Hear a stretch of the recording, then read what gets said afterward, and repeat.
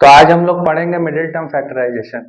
देखेंगे कि कैसे मिडिल टर्म को फैक्टराइज किया जाता है। ठीक है, ये बहुत बेसिक सा चीज है, लेकिन क्लास 9-10 में भी बच्चा लोग को नहीं पता चलता है कि मिडिल टर्म फैक्टराइजेशन होता क्या और कैसे करें। तो इसको आज हम लोग सीखते हैं। ठीक, जैसे मान लो कोई क्वेश्चन है x square plus 5x plus 6, right, और इसको बोल रहा है कि फैक्टराइज कीजिए ये क्वेश्चन।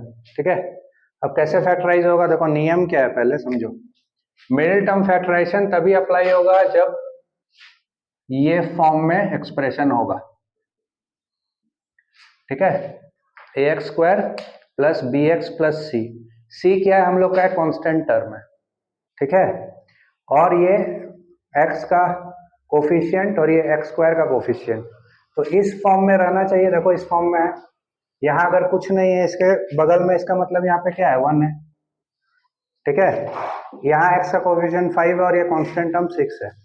पहले स्टेप में क्या किया जाता है कि ये जो c है, मतलब लास्ट टर्म और पहला टर्म को हम लोग करेंगे मल्टीप्लाई। ठीक, तो जैसे देखो 6 इंटू एक्स स्क्वायर क्या होगा, 6x स्क्वायर।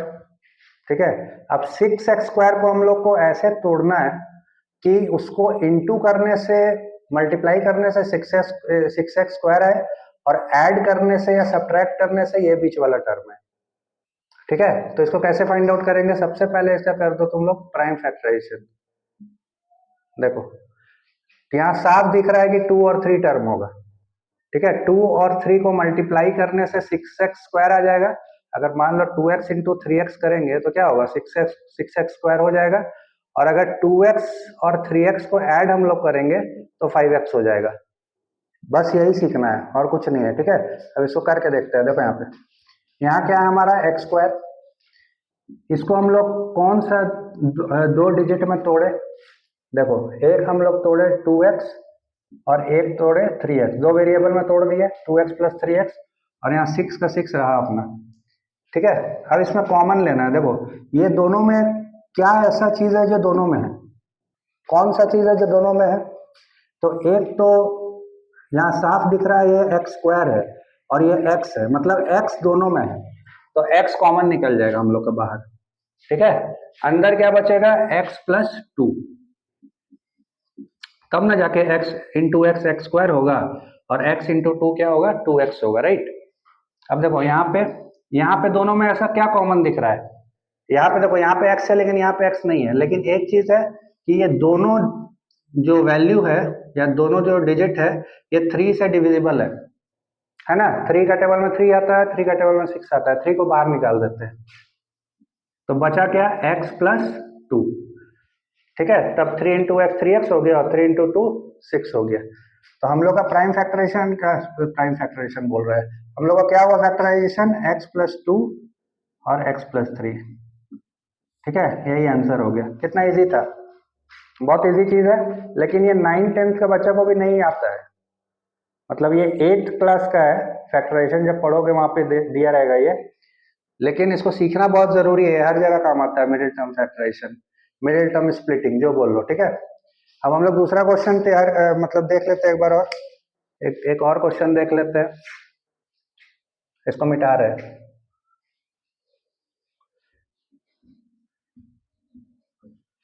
ठीक है, अब जैसे Y square plus 19y plus 60, ठीक है, ये दूसरा क्वेश्चन हुआ हम लोग का। अब देखो यहाँ पे क्या करेंगे, सबसे पहला स्टेप क्या बोले थे, इसको और इसको मल्टीप्लाई कर देना है, मतलब 60 इंटू वाई स्क्वायर मल्टीप्लाई होगा। ठीक है, तो ये हो जाएगा 60y स्क्वायर। ठीक है, आराम आराम से समझोगे ज्यादा समझ में आएगा। अभी हम चाहे तो बिना ये सब किए बना सकते हैं, ठीक है, लेकिन समझना अगर है तो आराम आराम से समझो। अब देखो 60 इंटू वाई स्क्वायर हो गया 60y स्क्वायर। तो अब हम लोग क्या बोले थे नेक्स्ट स्टेप, कि ऐसा दो नंबर खोजना है जिसको प्लस या माइनस करने से ये टर्म आ जाए, मतलब 19y आ जाए, और इंटू करने से 60y स्क्वायर आए। क्या करना है, सीधा सीधी फैक्टराइजेशन कर, प्राइम फैक्टराइजेशन अभी बताए थे। तो देखो 60 का कर रहे हैं, 2 3 जा 6, 2 0 0, 2 1 जा 2, 2 5 जा 10, 3 5 जा 15, राइट। अब इसमें से हम लोग को पेयर ढूंढना है, कौन सा पेयर ढूंढे कि जिसको मल्टीप्लाई करने से 60y² है और ऐड या सब्ट्रैक्ट करने से 19y है। तो देखो यहाँ पे हमको साफ दिख रहा है कि 5 3 जा 15 और 2 2 जा 4। 15 4 जा क्या होता है, 60 होता है।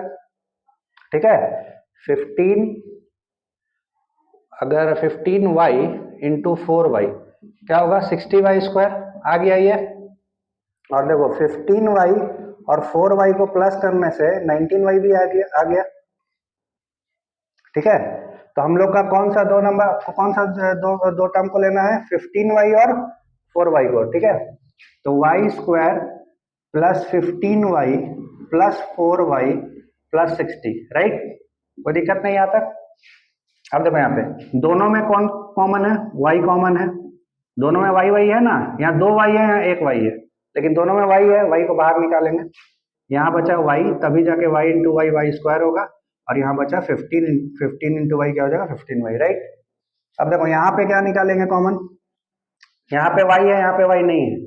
तो यहाँ पे हम लोग को दिख रहा है कि 4 का टेबल में 4 आता है और 4 से 60 भी जाएगा। ठीक है, अब देखो यहाँ पे तो 4 बाहर आ गया, बचा y, 4 1 जा 4, 4 5 जा 20, मतलब 4 इंटू वाई 4y और 4 15 जा 60, राइट। कोई दिक्कत नहीं। तो यहाँ पे हम लोग का क्या हुआ, y प्लस 4 और y प्लस 15, ये हो गया आंसर। कितना आसान है ना, आसान। अब हम लोग और क्वेश्चन देखते हैं। ठीक है, इसको हम मिटा रहे हैं।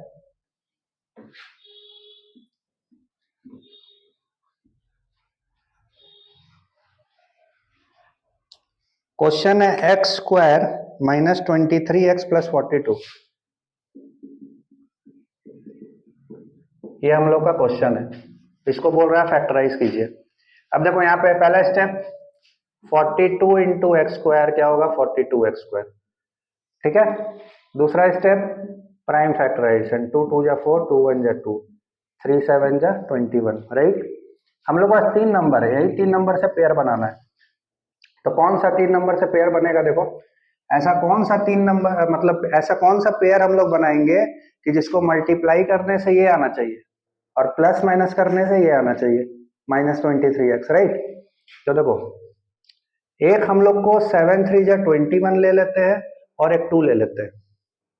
ठीक है, 6 7 अगर लेंगे तो अगर मान लो यहाँ पे देखो हम लोग ले लिए 3 और 2 को, तो 3 2 जा 6 और एक 7, तो 6 7 जा 42 तो होता है, लेकिन 6 और 7 को ऐड और सब्ट्रैक्ट करने से आएगा -23x, नहीं आएगा। ठीक है, तो हम लोग को कौन सा लेना है, 21x और एक 2x। अब देखो 21x इंटू 2x क्या हो जाएगा, 42x² और 21x माइनस 21x और -2x, ये क्या होगा। यहाँ भी अगर हम लोग देखो -21, क्योंकि यहाँ पे अगर माइनस नहीं लेंगे तो -23x कैसे आएगा, -21x -2x, तब ना आएगा -23x। तो यहाँ भी -21x इंटू -2x, तो माइनस माइनस क्या हो जाता है, प्लस हो जाता है। तो 21 2 जा 42x², कोई दिक्कत नहीं।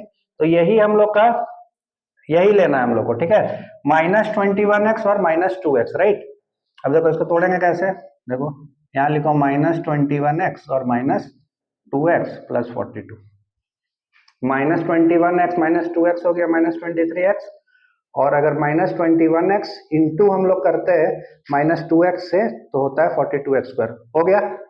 अब देखो यहाँ कॉमन क्या आएगा, देखो दोनों जगह x है, x बाहर निकाल लो, राइट, कोई दिक्कत नहीं।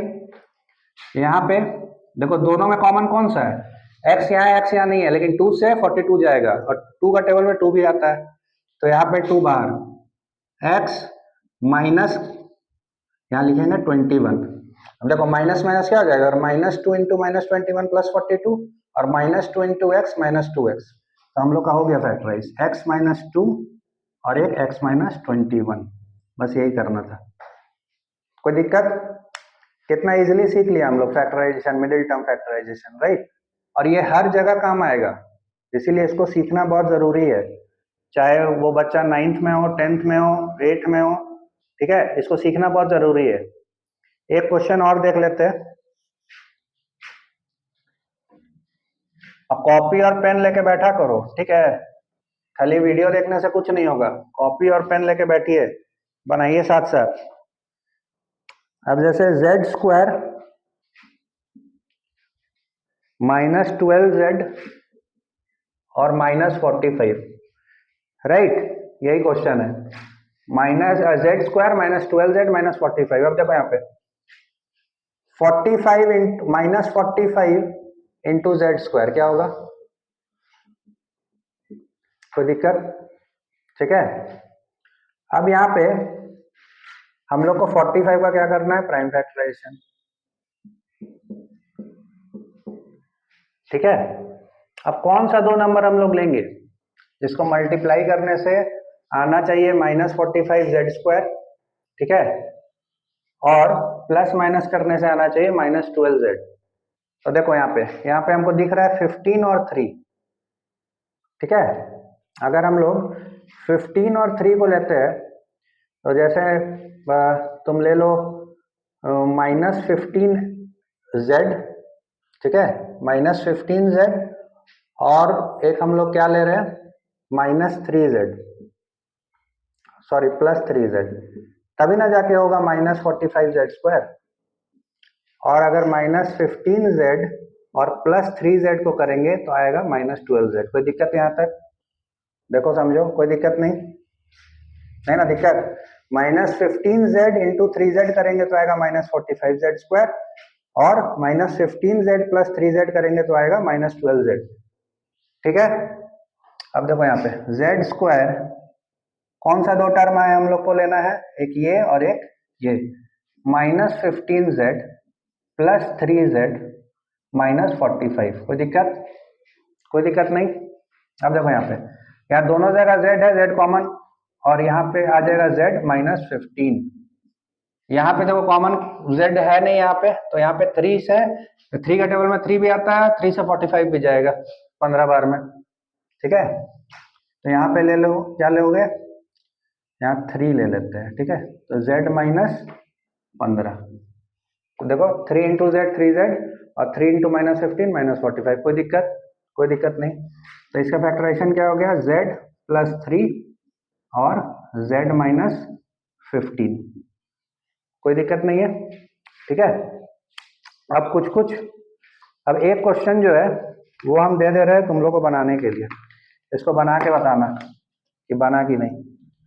क्वेश्चन लिख लो यहाँ पे, ये क्वेश्चन है 4n² -8n + 3, इसको फैक्टराइज करना है, अब करके बताना, ठीक है। तो अब जो है वीडियो हम लोग एंड करेंगे, ठीक है।